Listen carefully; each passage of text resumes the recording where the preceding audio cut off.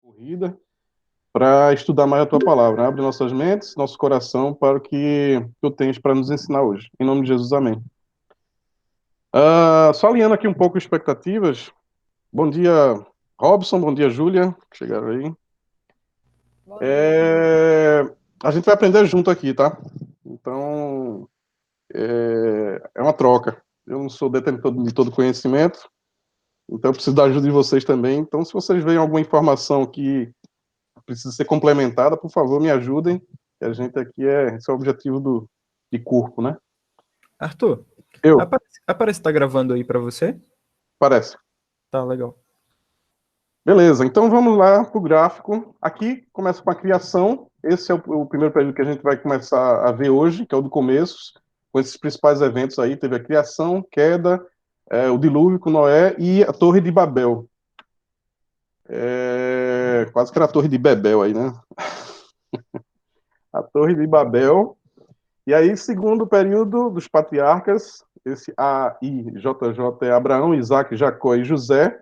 E cronologicamente nós temos aí o livro de Jó, esse mesmo período aí dos patriarcas. O primeiro período do começo, ele vai de Gênesis 1 ao capítulo 11. Capítulo 1 ao capítulo 11.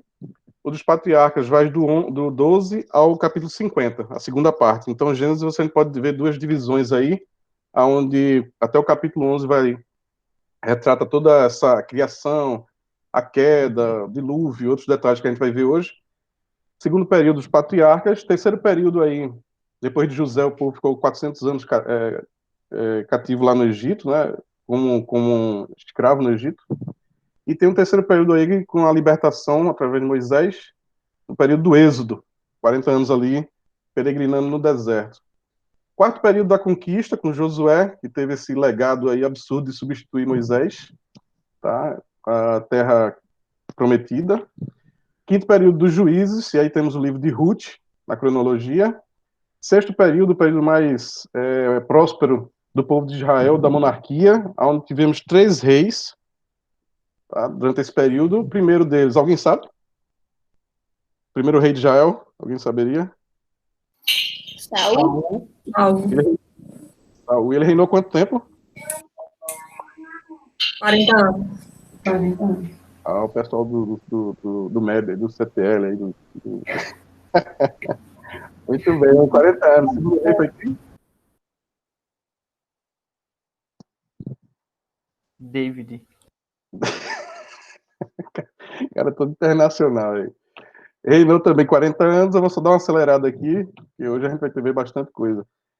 O terceiro rei, Salomão, 40 anos, um período aí de 120 anos, um período da monarquia. Cada rei aí, Saul, Davi e Salomão, reinando 40 anos. E aí vem o período do reino dividido, norte e sul. Esse domingo agora eu vou responder as perguntas, mas a partir do próximo, como a gente vai sempre ver esse quadro aqui, eu vou começar a fazer as perguntas para vocês poderem responder. O reino do norte é Israel. Ele teve, das 12 tribos de Israel, 10 ficaram no reino do norte. E aí esse número aí é o número de tribos. O reino do norte teve 19 reis, e dos quais nenhum fez o que era bom aos olhos do Senhor. A capital do reino do norte de Israel é Samaria, e esse reino durou 209 anos.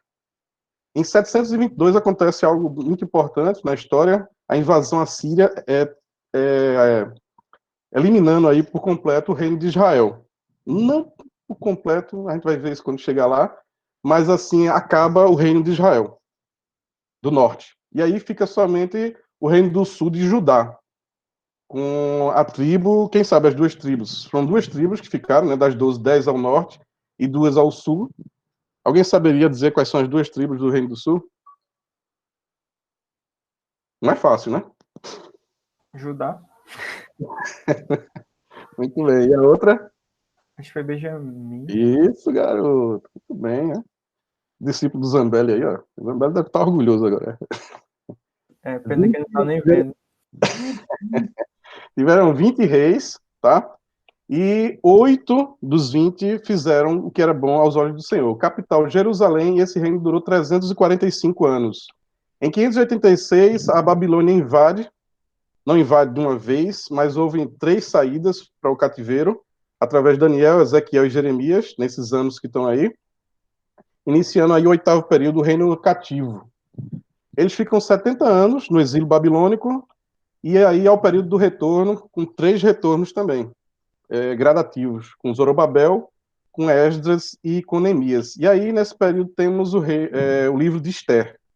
Tá?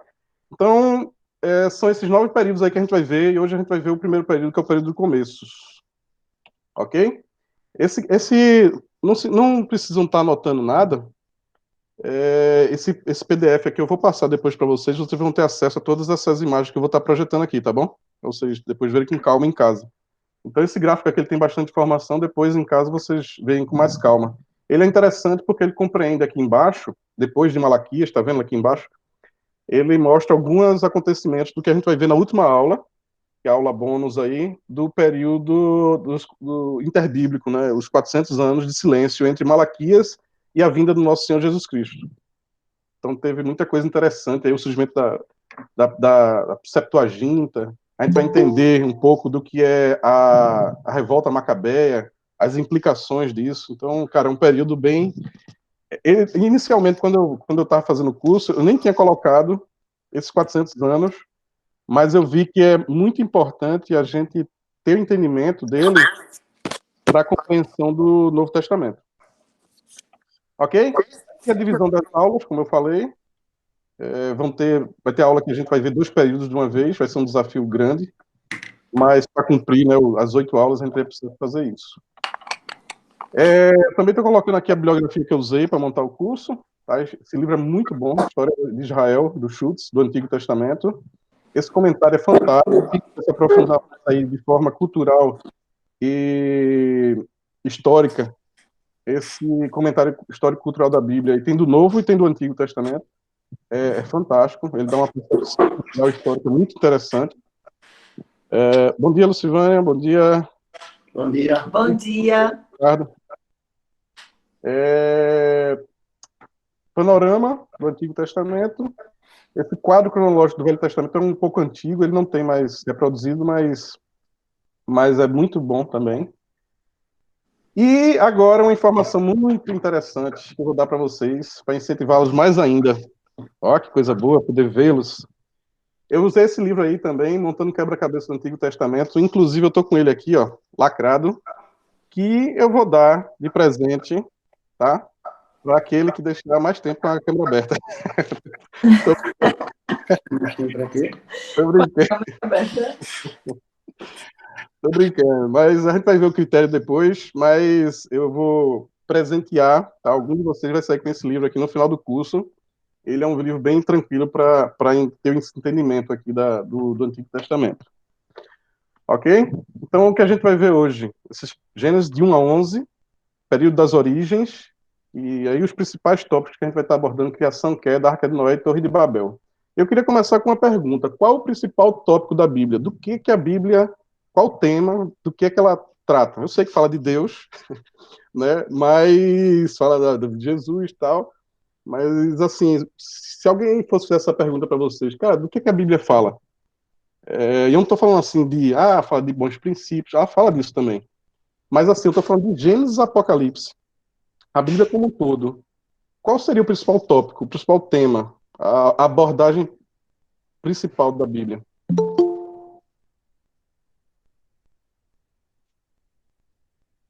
É uma pergunta, tá? Mas vou chutar lá, Arthur. Seria redenção? Essa palavra. Tá, mas vamos tentar botar mais palavras na resposta, né? Sendo um pouco mais... criação do mundo. Seria a criação, a queda e a redenção através de Cristo. Opa, tá chegando. Tá chegando. É a reconciliação de Deus com os homens. É o Através da vida de Jesus. Rapaz, vocês são fera mesmo. O Bill Jones, que é o autor desse livro aqui, ele dá uma definição muito interessante que para mim, responde bem essa pergunta, que faz o seguinte: é Deus recebendo glória é tudo isso que vocês falaram, tá? Aqui só de uma forma mais estruturada. É Deus recebendo glória por restaurar a comunhão entre a raça humana e si próprio através de seu Filho, Jesus Cristo.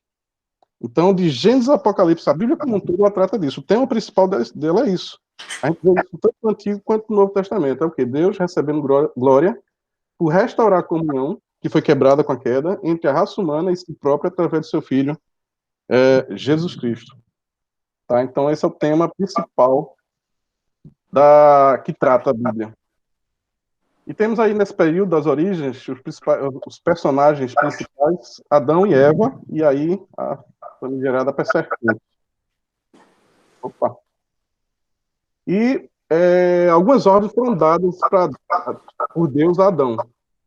Ser fecundo, crescer e multiplicar, encher a terra, sujeitá-la, cultivar e guardar o jardim do Éden, e não comer do fruto da árvore. A única ordem que foi dada assim, de não fazer, e que foi justamente quebrada. E aí, no capítulo 3, logo no capítulo 3, há um detalhe, né? Quando Deus vai criando o mundo, a gente tem que entender o seguinte: a gente está falando de um Deus perfeito, infinito, completo, santo, tudo no superlativo de bom.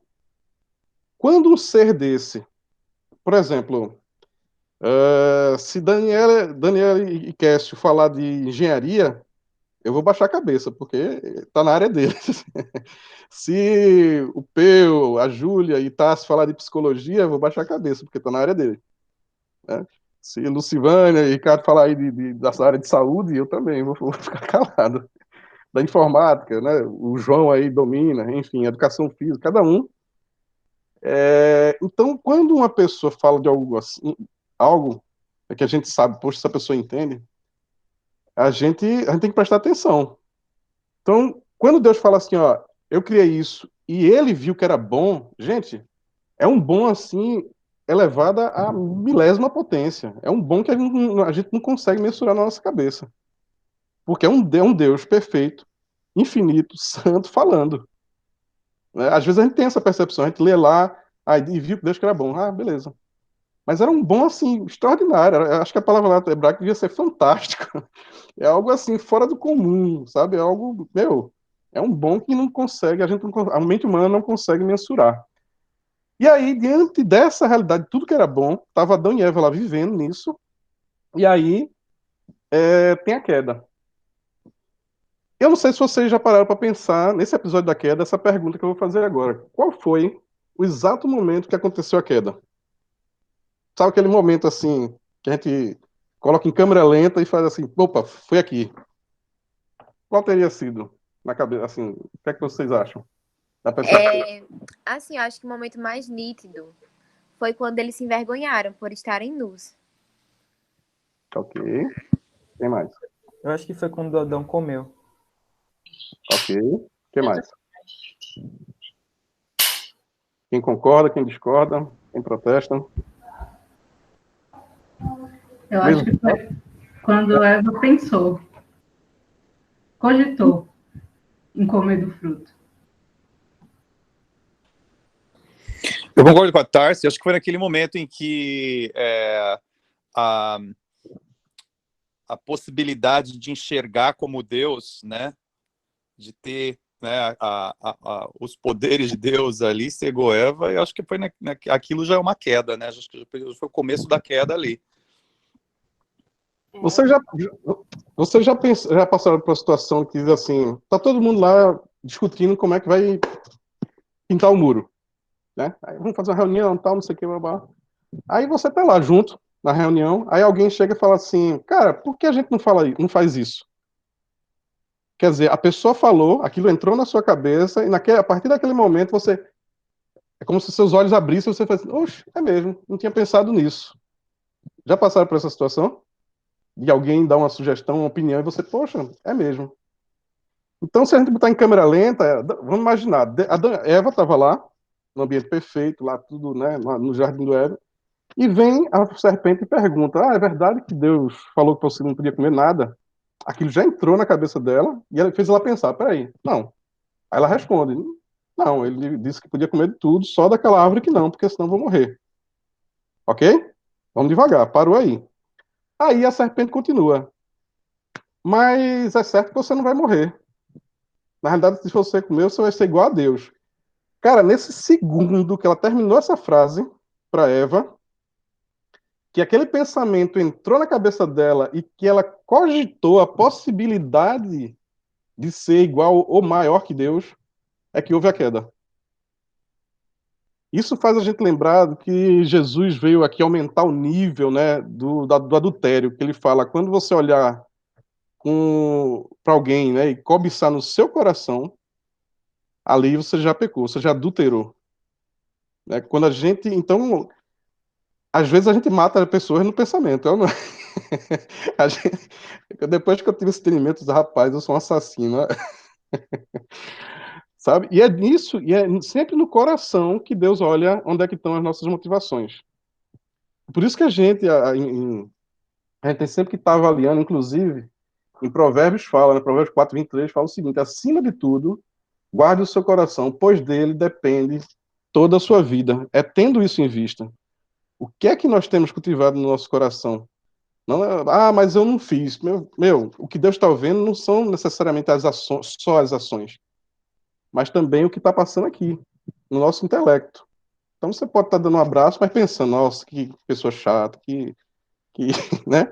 E se a gente não trabalhar isso constantemente através da nossa vida cristã, é um passo para a gente estar caindo, como Eva caiu. Tá? Então, foi nesse exato momento que houve a queda.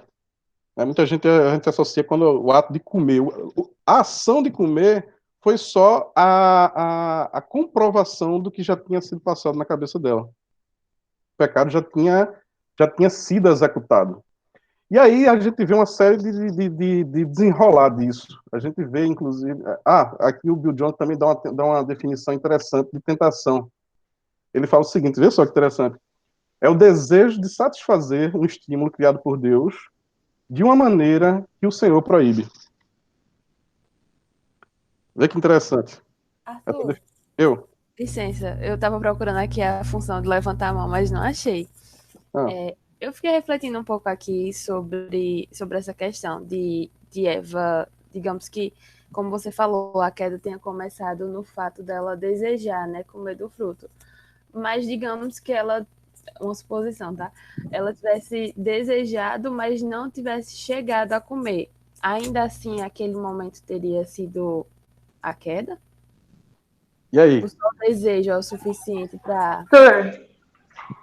Eu estava pensando nisso que a Júlia falou também, é que eu não estava achando o texto, mas lá em Tiago 1 falando sobre provas e tentações, o capítulo 14 fala, cada um, porém, é tentado pelo próprio mau desejo, sendo por este arrastado e seduzido.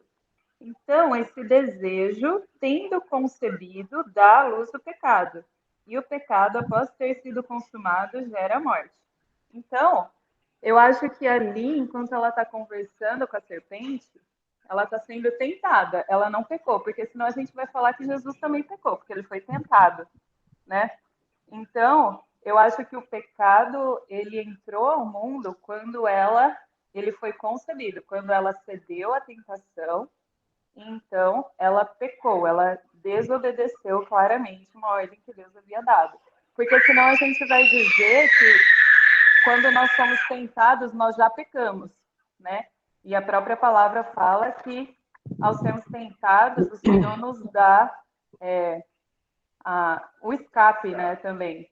Então, eu não sei se essa é uma posição sua ou do autor desse livro, mas a Valentina não está concordando muito, mas, de alguma maneira, assim, eu não sei se eu concordo, né?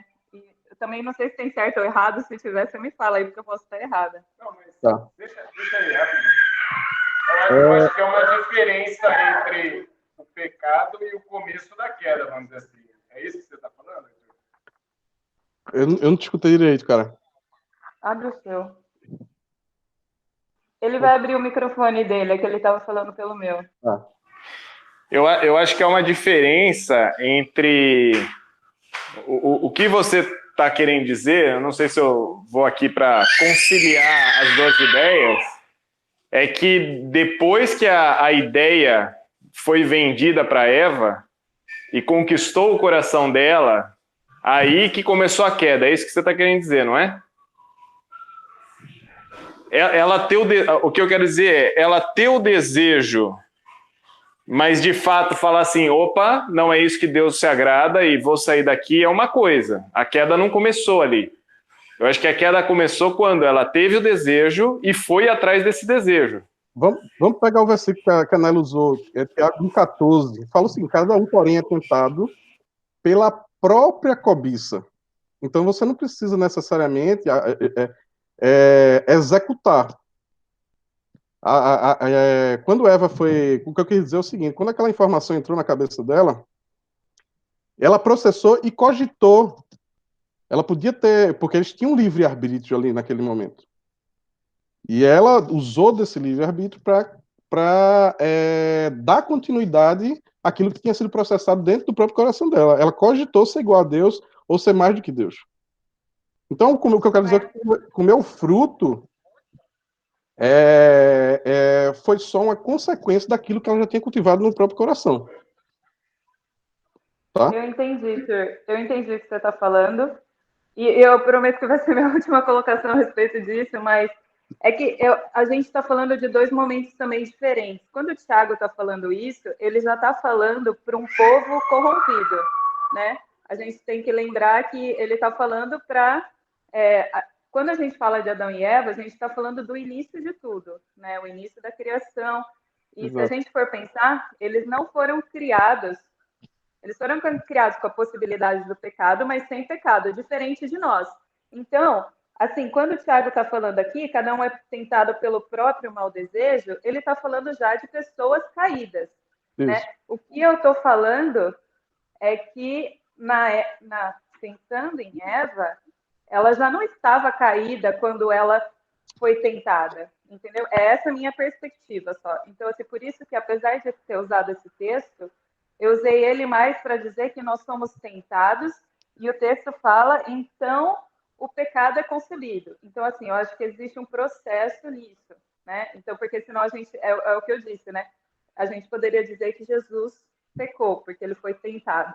Mas a questão é que eu vejo que aí existe um ponto diferente, que eu não vejo que Eva, naquele momento em que ela estava na conversa com a serpente, ela já tinha uma natureza caída diferente de nós, entende?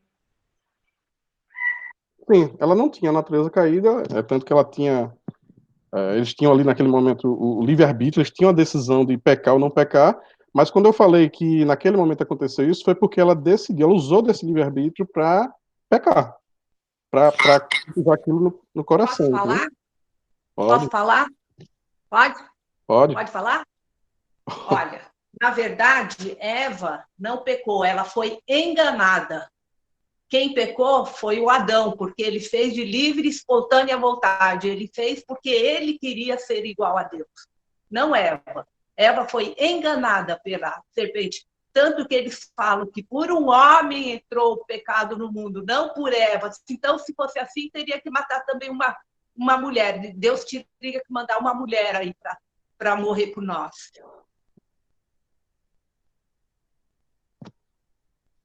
Mais alguém? Eu não sei se vai ajudar muito, mas quando eu fiz o síntese do Antigo Testamento, eu acho que eu lembro em que o Paulo França falou. Ele falou na época que, nesse momento de Eva, ele usou a palavra transgressão. Eva caiu em transgressão, mas por isso que eu falei depois que a queda só aconteceu quando Adão comeu também do fruto. Aí ele argumentou que a queda aconteceu quando ele também compartilhou e comeu do fruto. Mas até então, no primeiro momento, a Eva tinha caído em transgressão. Não sei se ajuda, mas posso contribuir. Não, ajudou bastante. Todo mundo aqui tá contribuindo. Eu não tô aqui para fechar cano nenhum, tá? Eu tô passando, até porque a Bíblia não fala assim, ó, exatamente tal. São pontos de vista, tá? Então tem esses. Isso é que é legal. Inclusive, eu vou polemizar muito mais na frente. Então vamos seguir. Senão eu não vou dar continuidade ao que eu vou terminar hoje. A gente vai precisar entrar em novembro aí no curso. Bom, e aí eles pecaram, né? Houve a queda. E lá em Gênesis 3:8 fala que, ouvindo o homem, a sua mulher, os passos do Senhor Deus, que andava pelo jardim quando soprava a brisa do dia, esconderam-se da presença do Senhor Deus entre as árvores do jardim. Por que eu destaquei a palavra dia aí? A terminologia acadiana, ela demonstra que a palavra traduzida por dia, ela também tem um significado de tempestade. Tá? E esse mesmo significado ele pode ser encontrado ainda na palavra hebraica citada lá em Sofonias 2:2. Eu não vou ler aqui, não vai dar tempo, mas como eu falei, vai ter no slide aí. E ela é uma expressão frequentemente relacionada a uma tempestade trazida por um castigo divino, por alguma divindade. Então, se essa é uma tradução correta da palavra, né, nessa passagem, eles ouviram, na realidade, o trovão da voz de Deus.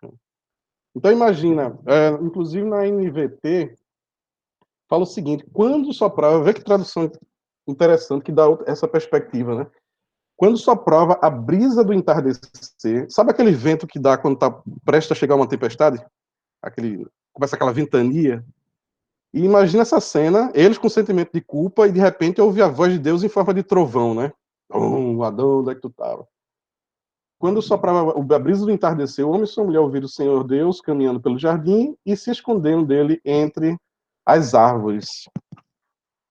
Tá? E aí, a gente, mais para frente, caminhando, Deus faz uma aliança. A gente vê a aliança adâmica aí, Gênesis 3:15. Deus falando para a serpente, né? Farei que haja inimizade entre você e a mulher, e entre a sua descendência da serpente, e o descendente dela. Ele lhe ferirá a cabeça e você lhe ferirá o calcanhar. Aqui a gente já pode perceber, né, que ele não usa os descendentes, ele usa o descendente, apontando aí para um. Então, assim, Adão e Eva eles pecaram. Eles estão diante de Deus, ouvindo aquilo ali, com um sentimento de culpa ali, de saber, de consciência de que tinham errado, e ouvindo Deus falar isso. E ele falou: vou colocar inimizade entre você, a tua descendência, é o descendente dela, né, da mulher. Com isso em mente, vocês acham que eles tiveram a perspectiva desse cumprimento quando? Quando alguém fala o seguinte para você: cara, vou te promover. Tu espera isso na próxima vida? Daqui a um século, 2 séculos? Não, você espera isso de forma o mais imediata possível. Então, já no primeiro filho, eles disseram: cara, vamos ter um filho, porque o meu descendente vai pisar a cabeça da serpente. Só que a gente está aí esses milênios todos, aliás, desde que aconteceu, né, até a vinda de Cristo, passou cerca de quê? 3, 4 mil anos para que isso acontecesse, tá? Então foi uma espera longa. A gente vai ver isso mais na frente também, assim, um reflexo dessa expectativa iminente desse descendente, aqui já apontando para a vinda de Cristo. Ok? Alguma pergunta quanto a isso aí? Tranquilo? E aí ele fala algo também, ó, Gênesis 3:16 fala o seguinte: a mulher, ele disse: farei mais intensas as dores da sua gravidez, e com dor você dará à luz. Seu desejo será para o seu marido, e ele a dominará. O que seria esse desejo? O que é que vocês entendem? O que seria esse desejo?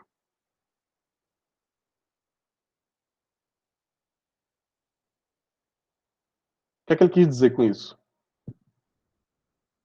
Alguém saberia dizer? Isso é Deus falando para a mulher. Ele tinha falado para a serpente, vai colocar inimizade entre os teu descendente e o descendente dela. E aí se vira para a mulher e fala, mulher, agora, tu vai ter agora a dor através de parto. Inclusive, eu abro um parênteses aqui, porque imagina só o seguinte, gente. Eu sempre, quando eu vejo assim, os acontecimentos da Bíblia, eu tento incorporar. Assim, como é que eu viveria aquilo ali? Eva, ela está recebendo uma instrução. Ela tá recebendo assim, ó, a partir de agora farei, né, a mulher, farei mais intensas as dores da sua gravidez. Para vocês, Deus está falando algo que ela já conhecia ou não?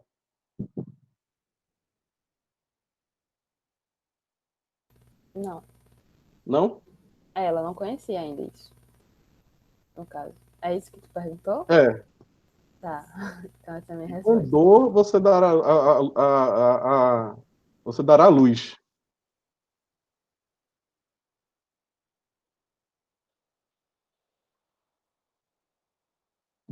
Não é algo para se pensar, né? A gente fica assim, eu fico curioso assim, eu digo, nossa, ele estava falando de algo que ela conhecia ou não? Ô, Arthur, Diga. Kécio, eu tô com a versão da Bíblia de Jerusalém aqui, ele coloca, para complicar mais ainda, certo? Ótimo. Ele coloca, na versão da Bíblia de Jerusalém, tem assim, teu desejo te impelirá ao teu marido, e ele te dominará. Tá. Beleza, eu fechei o parênteses lá da dor da gravidez, tá? Mas o que seria esse desejo?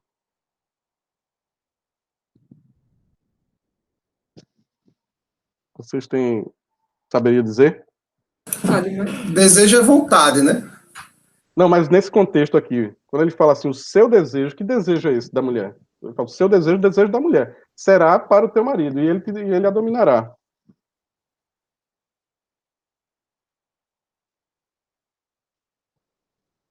Olha, aqui, vamos pegar outro texto que usa a mesma palavra hebraica, tá? Gênesis 4:7. Eu?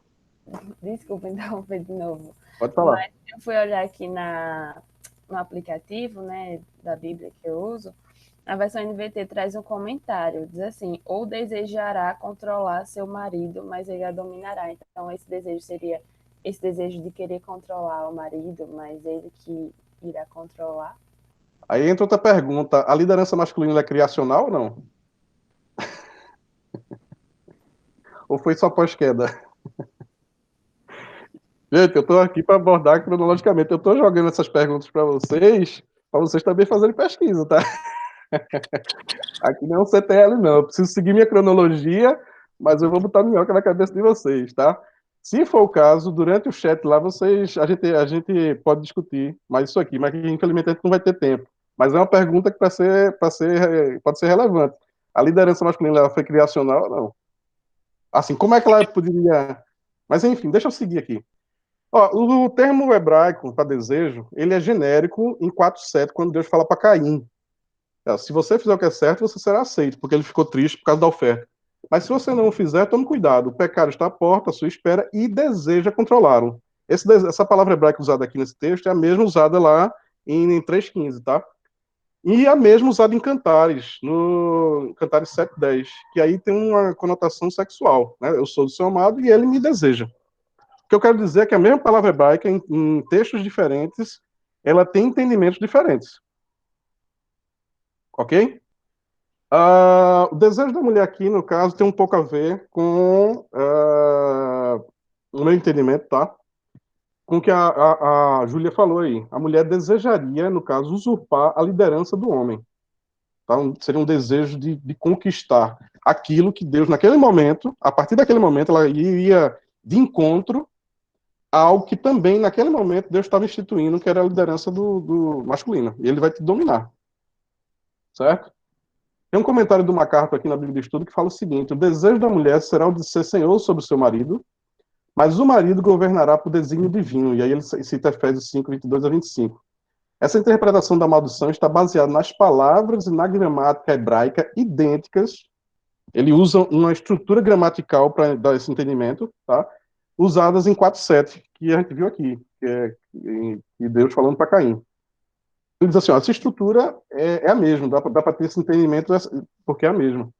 Para mostrar que o conflito que o homem enfrentará com o pecado ao empenhar-se em dominá-lo. Ok? Alguma pergunta? Posso seguir? Então, beleza. Favoráveis, digam sim. E aí a gente tem uma coisa interessante. A gente vê Caim e Abel fazendo ofertas, dando ofertas. Inclusive, Caim mata Abel por conta dessa porque Deus não se agradou, né? Deus se agradou mais da oferta a Caim. A palavra aqui, ela tem essas traduções: oferta de carne, oferta de cereais. O que eu quero dizer é que, assim, o que Caim trouxe não foi rejeitado por Deus, não pelo que ele trouxe, não por ter sido cereais, tá? Mas foi porque a Bíblia destaca que Abel, ele trouxe o que? A parte gorda, o melhor. E Caim, ele não foi a mesma coisa, não foi carne igual a Abel, mas foi cereais. Mas não foi o que eu quero destacar aqui é que não foi pelo fato de ser cereais. Foi pela forma que ele, de qualquer jeito, de qualquer maneira, ele ofertou a Deus. Então, por isso, Deus rejeitou. Ele não pegou. Isso faz a gente pensar, né? O que é que nós temos dado para Deus? Nós temos dado o nosso melhor? Temos dado a primazia do nosso tempo? Temos dado a primazia dos nossos recursos? Ou é o trocado? Ou é o que sobra? Tá? Isso faz com que a gente reflita um pouco também sobre isso, né, na nossa vida. Arthur, Eu tenho uma dúvida. Se eu souber? Se Deus instituiu depois, como seria o sistema de ofertas? Calma, jovem. Mas foi uma dúvida que eu tive agora que você estava falando. Não, eu vou falar talvez algo que seja interessante, que a gente não vê em Gênesis, né? Não apresenta nenhum registro de Deus exigindo esse tipo de oferta. Embora ele aprovasse. Era uma forma aí de o ser humano dizer assim, obrigado, de agradecer a Deus. E ele recebia isso. Ele também não dizia assim, não, é proibido, ninguém vai me ofertar nada. Não. Mas não existe um registro de Deus exigindo essa oferta. E outra coisa, se a gente vê Caim e Abel fazendo isso, quem foi que ensinou para eles? Exatamente. Adão e Eva. Pela culpa deles, ele fez, cara, você vê desde Adão e Eva o ser humano buscando uma maneira de tentar chegar a Deus. A gente vai chegar mais na frente, quando chegar na parte do dilúvio, que 1.600 anos depois, o homem ainda está nessa. Aliás, até hoje, né? Você vê gente aí andando de descalço, de joelho, tudo, buscando uma forma de ativamente fazer algo para chegar a Deus. Tá? E aí, por conta do assassinato, o Senhor coloca um sinal em Caim. Vocês têm alguma suposição do que seria esse sinal? O que é que vocês já leram, ou o que é que vocês supõem, ou nunca pensou que seria esse sinal? O sinal de Caim. Porque quando Deus fala aquilo, ó, você vai ser errante, você ele dá, né, a sentença para Caim diz, cara, isso é pesado demais, não vou aguentar, agora qualquer um vai querer me matar. Aí ele fala, opa, eu castigarei 7 vezes mais quem matar você. Então o Senhor pôs em Caim um sinal para alertar qualquer um que tentasse matá-lo. Alguma suposição do que seria? Meu Deus, 10h47, deixa eu correr. A palavra hebraica usada aqui, ela não indica que seja um sinal, uma tatuagem ou mutilação, como era feita nos escravos, nos criminosos, né? Inclusive registrado lá no Código de Hammurabi. Ela é mais comparada aqui a uma proteção divina colocada na testa dos inocentes de Jerusalém. Assim, se equivale mais a isso. Tá? No passado, alguns acreditavam que o sinal de Caim era uma pele escura, que Deus tinha mudado a pele dele. Deus mudou, né, a pele de Caim para uma pele preta, para poder identificá-lo. Isso, inclusive, levou muita gente a acreditar que as pessoas de pele escura eram amaldiçoadas, justificando até o comércio escravo. Mas, em resumo, aqui a gente tem que se atentar mais ao sinal, ao significado desse sinal, de que ninguém encostasse a mão em Caim, do que ao próprio sinal. apesar de estar especulando aqui qual é o sinal, tá? Mas a Bíblia não é clara quanto a isso. Mas ao significado, a gente tem que se prender mais ao significado do que ao sinal em si. Então, Deus deu um sinal de proteção para ele. E a gente também tem aqui um episódio de Enoque sendo trasladado. Enoque foi um homem, isso estima-se que aconteceu em 2963 a.C. A palavra Enoque, o nome Enoque significa dedicado, instruído, iniciado. E foi nos dias lá de Sete, filho de Sete, Enos, que os homens começaram a voltar-se para Deus. Então, ele ocupando lá 10º lugar na geração, na linhagem de Sete, Enoque foi um homem que se destacou. E aí fala que ele foi, em outra versão aqui, na NVI, fala que Enoque andou com Deus e não foi encontrado, pois Deus havia arrebatado. A Bíblia não é clara quanto ao destino, o autor talvez não menciona, talvez por não conhecer, não soubesse o destino certo, mas com certeza, se ele foi para perto de Deus, ele foi para um lugar, com certeza, muito melhor. E aí a gente chega no capítulo 6, com Noé. E aqui uma coisa interessante, vê só. Gênesis 5, 28 a 30, ele fala o seguinte: aos 182 anos, Lameque gerou um filho. Chamou-o de Noé, pois disse que ele nos traga alívio de nossas tarefas e do trabalho doloroso de cultivar essa terra que o Senhor amaldiçoou. Depois do nascimento de Noé, Lameque viveu mais de 595 anos e teve outros filhos e filhas. Olha só, que nos traga alívio de quê? Desse trabalho doloroso. Quem amaldiçoou a terra? O Senhor amaldiçoou. Isso faz a gente lembrar o quê? Que a gente viu lá em Gênesis 3. Da queda. Esse acontecimento aqui aconteceu 1.600 depois, desses 1.600 anos depois da queda. Então, mais de um século e meio depois, a gente vê aquela promessa do descendente da mulher sendo passada de geração em geração. De que o descendente da mulher vai esmagar a cabeça da serpente. O pai o Lameque, o pai de Noé, dizendo assim, cara, será que vai ser ele? Será que vai ser esse cara? Né? Ele está dizendo assim, que ele nos traga alívio desse trabalho doloroso que o Senhor amaldiçoou por causa da queda, lá no Éden. Deus o amaldiçoou, né? Então existia essa perspectiva sempre iminente da vinda do Messias. Você vê, ó, que a gente está em Gênesis 6, já apontando para quem? Para Jesus. Cara, Jesus aparece tanto no Antigo Testamento que vocês não fazem ideia. E a gente vai ver isso em outros períodos, de uma forma mais explícita. Então, estima-se que Noé nasceu em 2894, o dilúvio aconteceu em 294. O significado, né, do nome Noé é semelhante a um termo hebraico que significa alívio, descanso ou repouso. E qual foi o propósito do dilúvio? Ele tinha como propósito destruir a humanidade pecadora e, ao mesmo tempo, renovar a raça através de um remanescente que temesse a Deus. Tá? E ele dá algumas ordens aí a Noé. Ser fecundo, crescer, multiplicar-vos. A partir daí, lá em Gênesis 9:2, vocês podem consultar, muda-se a relação do homem com os animais. O homem passa a comer carne. O homem não pode comer carne com sangue de animal sufocado. No tempo antigo, eles não tinham carne assim à disposição, até porque não tinha geladeira, não tinha como conservar isso, né? Então, carne só era disponível em duas situações: quando era feito um sacrifício ou quando algum animal morria, atacado por outro, sei lá, alguma coisa assim, e dava para comer a carne. Tá? Mas a partir daí, há uma permissão para se comer a carne. Só não podia ser de animal sufocado. Sufocado significa o quê? Teria que haver o derramamento de sangue para ser consumido aquele animal. A simbologia disso é para uma forma de... O sangue, no tempo antigo, representava vida. E era uma forma de dizer assim, eu estou devolvendo a vida a quem criou. E uma forma de agradecer a Deus. Obrigado por ter dado essa vida para que a gente se alimente. Então, o sangue devia ser derramado. Tá? E aí ele faz aliança noética, né? Aliança com Noé, de que os homens não mais serão exterminados por águas.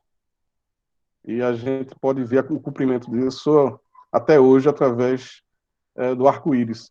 Uma coisa interessante é que quando baixa as águas, Noé pisa em terra seca. Qual é a primeira coisa que ele faz? Quem lembra?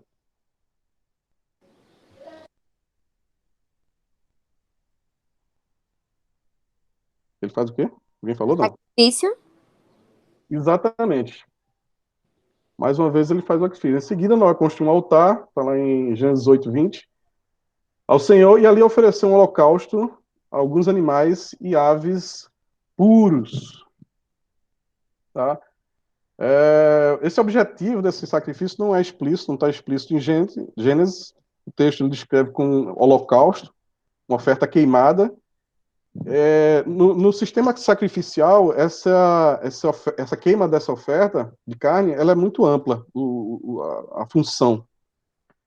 Então, não se sabe assim, não é explícito, mas assim leva-se a pensar que foi uma oferta de agradecimento, até pelo conjunto de tudo que aconteceu ali, né?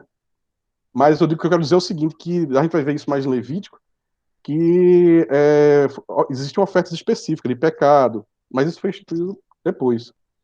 O propósito geral do sacrifício era de aplacar aí a ira dos deuses, então foi uma forma de agradecer e também de dizer, diante de tudo aquilo que Noé tinha presenciado,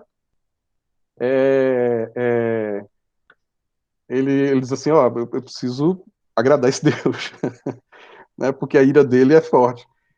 E uma coisa que eu deixei passar, você sabe quanto tempo durou até chegar o dilúvio, desde que Noé começou a anunciar o dilúvio até o cumprimento? Uma perguntinha rápida. Eu estou em dúvida se são 40 ou 400. Tá um pouquinho longe. Mas foi em torno de 120 anos.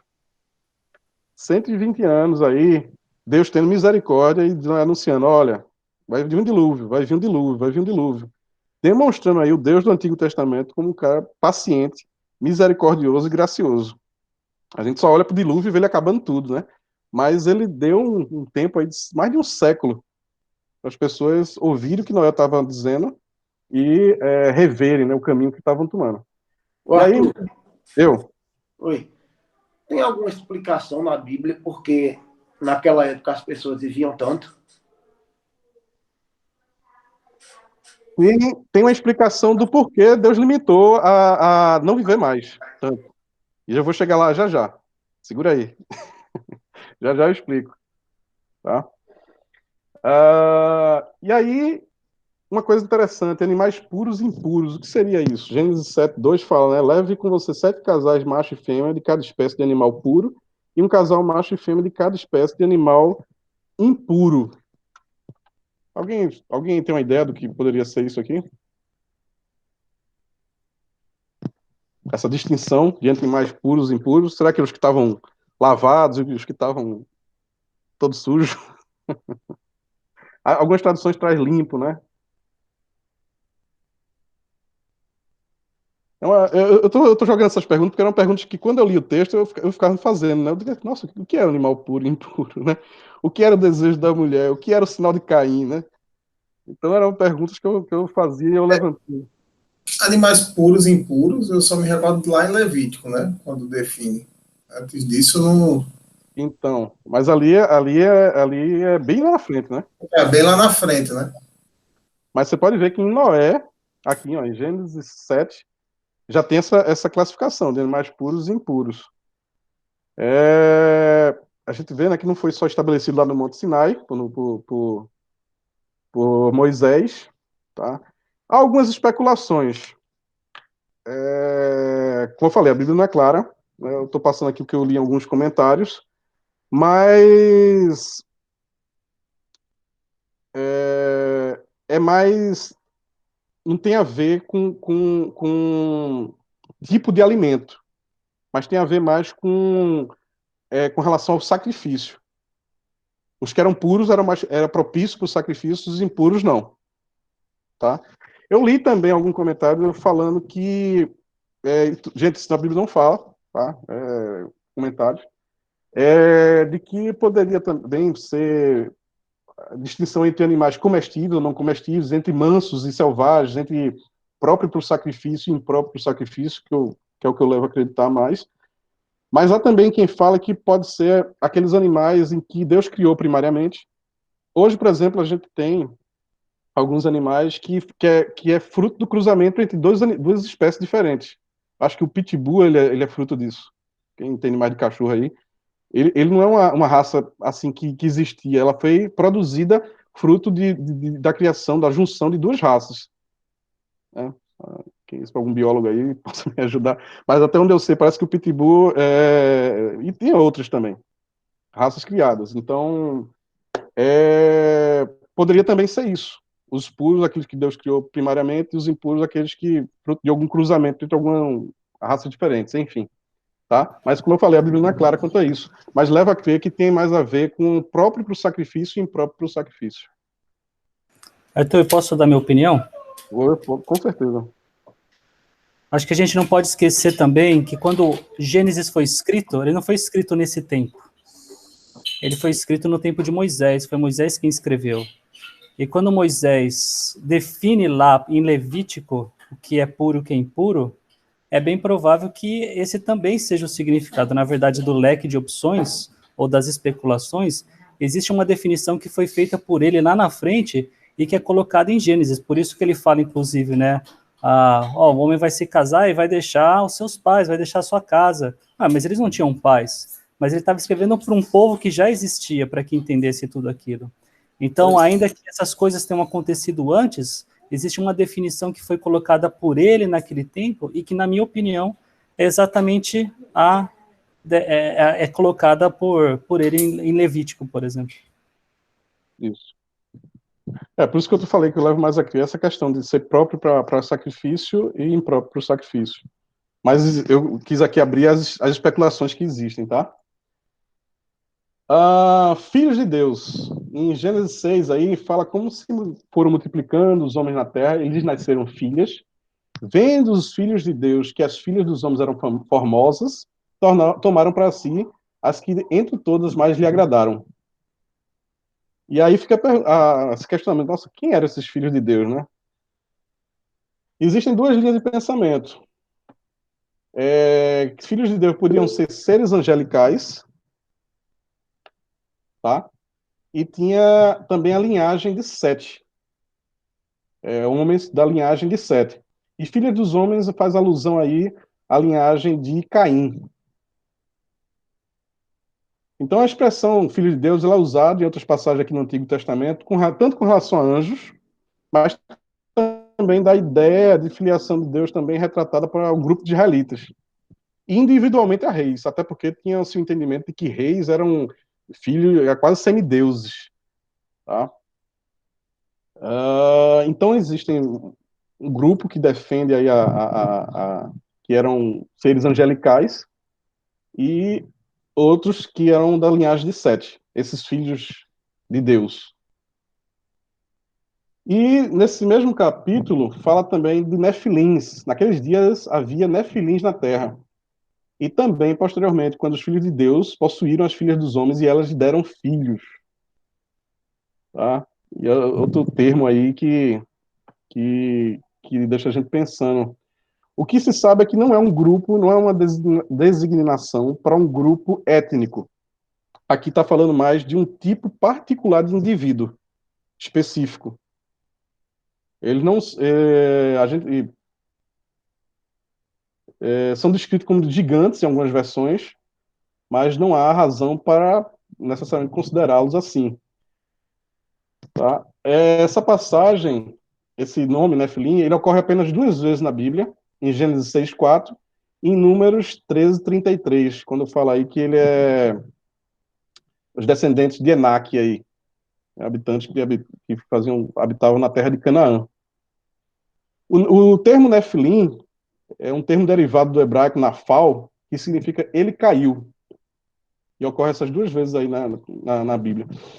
A Septuaginta foi traduzir essa palavra, traduziu o termo pela palavra grega, que significa literalmente nascido da terra. A Septuaginta, tá? Traduziu da palavra grega. E as traduções seguintes, eles verteram o termo para gigantes. Lutero, já por sua vez, traduziu Nefilim como tiranos. Ok? Mais uma vez, eu estou botando mais dúvida do que esclarecendo na cabeça de vocês. Mas, como eu falei, o que a Bíblia é clara, eu estou aqui para fechar. Nenhum simplificando, mas para mostrar aqui as opções que se tem, né? Que alguns acreditam que o que se tem é nível de estudo, tá? E aí entra aquilo que o Ricardo falou. Deus ele limita aí a vida a vida humana. Em Gênesis 6:3 fala o seguinte: então disse o Senhor, por causa da perversidade do homem, meu espírito não contenderá com ele para sempre, e ele só viverá 120 anos. Então, Ricardo, a Bíblia não esclarece por que vivia tanto, mas ela esclarece por que limitou, por causa da perversidade do homem. Tá? Existe... eu não coloquei aqui, não sei se alguém pode acrescentar quanto a isso, essa questão da longevidade nesse tempo aí, né? Antes, pré-dilúvio. Isso aqui foi logo depois... foi logo às vésperas do dilúvio, em Gênesis 6 aqui, ele dizendo, ó, por causa da perversidade do homem, é tanto que veio o dilúvio por causa dessa perversidade. Ele falou, cara, tá vivendo muito. A especulação é que, cara, a maldade do homem estava sendo tão grande que Deus falou, cara, quanto mais esse cara viver, mais pior vai ser. Tá, Ricardo? Então a Bíblia não fala assim de forma categórica, mas a gente leva a crer diante desse texto aí que ele limitou por causa da perversidade, então, consequentemente, ele não deixou prolongar por causa também da perversidade, da maldade do coração do homem. Ok? E aí a gente tem a Torre de Babel, né? A gente vai ver o que foi, qual a motivação e a motivação divina. Então, o que foi a Torre de Babel? A Torre de Babel, como eu falei, foi, mais uma vez, uma tentativa do homem de se chegar a Deus. Acontece depois do dilúvio, por volta de 2250, foi construída pelos descendentes de Noé, na planície de Sinear, e o povo queria fazer uma construção que chegasse ao céu e tornar o seu nome aí famoso. Tá? A motivação era orgulho, autossuficiência, arrogância, rebeldia aí contra Deus. E o povo queria fazer essa construção, né, como eu falei, que chegasse ao céu, e de acordo com os costumes acadianos, essa expressão é reservada quase que exclusivamente para a descrição de zigurates. Zigurates é essa imagem aí, ó. Isso é uma imagem, uma foto real de uma construção de um zigurate daquele tempo. Tá? Uma vista aérea aqui. E aqui um desenho do que seria naquele período, né? E aí era uma estrutura projetada na forma de escadarias e com o objetivo aí de se chegar a Deus e também fazer com que a divindade descesse. Tá? Estamos já chegando ao fim aqui. E a motivação divina aqui, embora Deus ele tivesse abençoado, né, com o privilégio de multiplicar-se de modo a encher a terra, isso não significa que deviam necessariamente ser espalhados.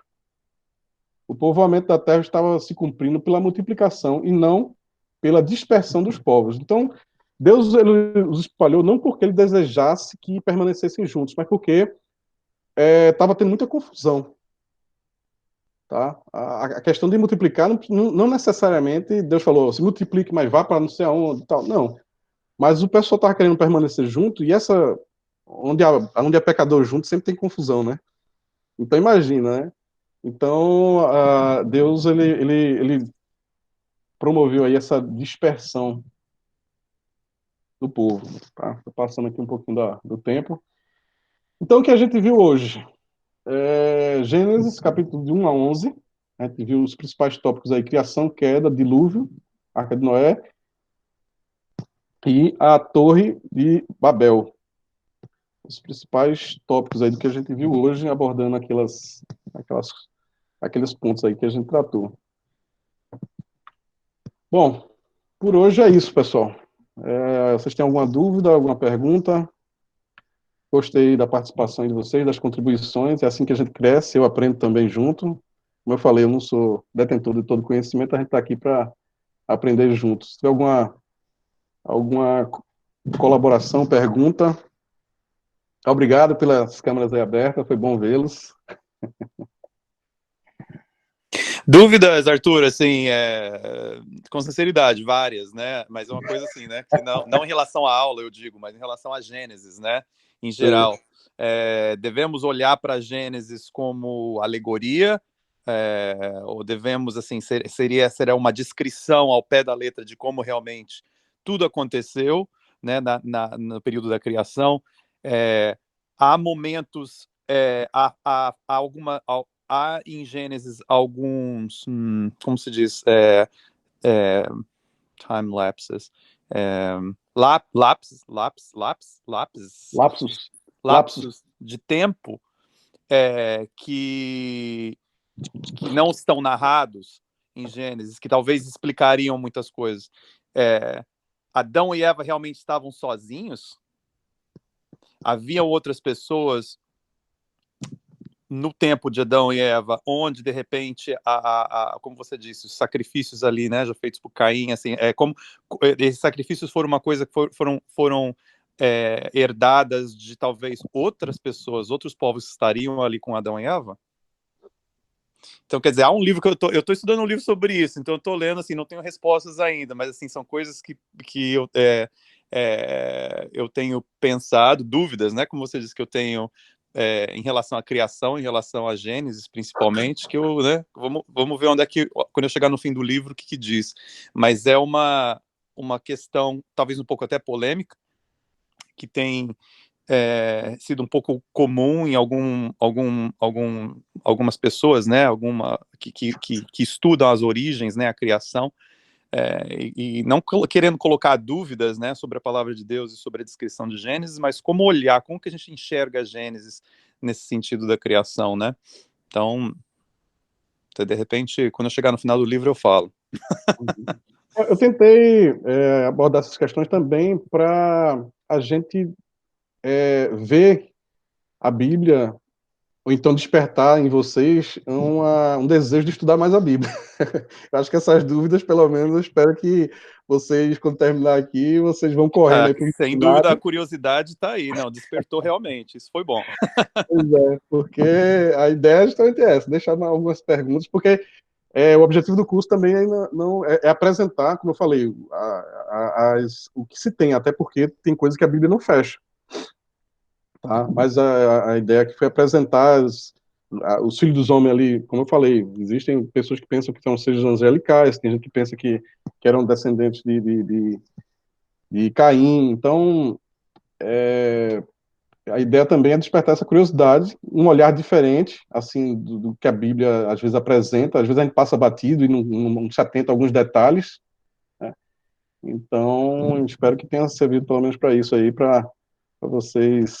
E outra coisa, caso vocês encontrem, né, algum dado a mais, joga no grupo, no próxima aula, enfim, porque como eu falei, a ideia é a gente crescer junto aqui, e eu tentei ser o mais exaustivo possível, mas a palavra de Deus, ela é muito rica, né, e é muita coisa para a gente aprender junto, tá bom? Mas pelo menos espero que tenha servido para vocês ficarem mais curiosos aí, e com mais desejo de estudar a Bíblia. Esse é um dos objetivos do curso também é isso, é colocar essas perguntas. E assim, como essa primeira parte de Gênesis, eu tentei ser o mais cronológico possível a nível de acontecimentos. Mas quando entrar a história do povo de Israel, a partir da próxima, o chamado de Abraão, os patriarcas, aí a coisa acho que vai ficar mais linear, assim, a nível da história do povo de Israel. Então, mas é isso aí. Vou mostrar mais uma vez para incentivá-los aí, a câmera aberta, com quem for que quer ganhar o livro. Estou brincando, gente. O critério não vai ser esse, a gente vai ver ainda depois. Mas alguém, com certeza, vai sair com esse livro aqui, tá? Para vocês desfrutarem aí de montar esse quebra-cabeça do Antigo Testamento. E espero... Vai fazer uma prova de 55 laudas. um mini TCC aí. Muito bem, gente. Muito obrigado aí pela participação, pela contribuição. Tá? E se alguém quiser comentar mais alguma coisa, antes de a gente orar. É isso? Cássio, você pode orar para nós, por favor? Sim. Senhor Deus amado, nós te agradecemos pela manhã de ensino, Pai, pela tua palavra que vem preenchendo os nossos corações e a nossa mente. Ajuda-nos, Senhor, a compreender cada vez mais o que é da tua vontade e qual é o teu plano para as nossas vidas. Nos dá uma semana abençoada, em nome de Jesus, amém. Amém. Valeu, gente. Obrigado aí, bom almoço.